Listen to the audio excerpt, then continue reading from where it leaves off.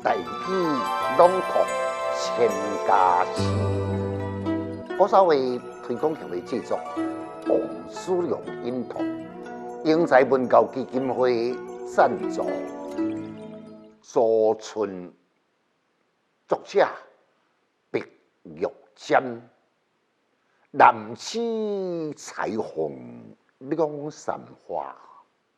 雪里银香浓婚纱，淡淡滴烟浓地月，深深浓水千浓沙。标签是南宋福建明清人士，捌伫武夷山内修道。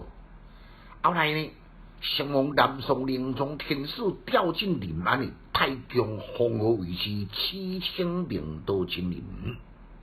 伊前后为梅甲蝶，搁在前后做事。这首《早春映梅》呢，是将梅花开放的时节。梅花姿态、梅花芬芳、梅花伫月下水边的丽影呢，描绘得甲淋漓尽致。杨过规首诗呢，无提到一字梅，这种含蓄的手法，恰恰就是不敌一字真德风流的意境。头一句的南机，就是靠向着日头，应照古早话讲向阳花木洒红春，所以南机呢，大盛开两三蕊的梅花，算讲是初春上早就对。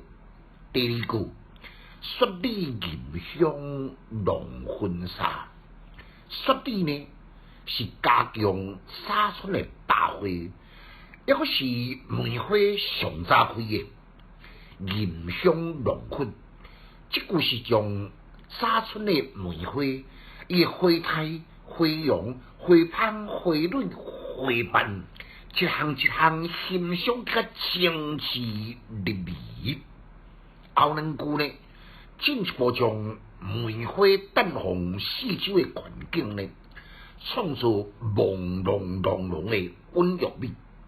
搁再将花色、月水、烟沙连成一片，对中刚正，淡淡滴烟对准深深浓水，浓地月对浅浓沙，这种固中对呢，竟会当增强诗篇的节奏感。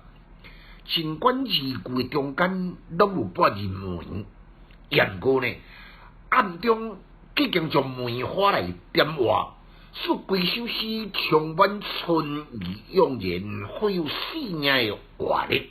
来，咱搁再来复诵一遍：男子彩虹两三花，雪里银香浓婚纱。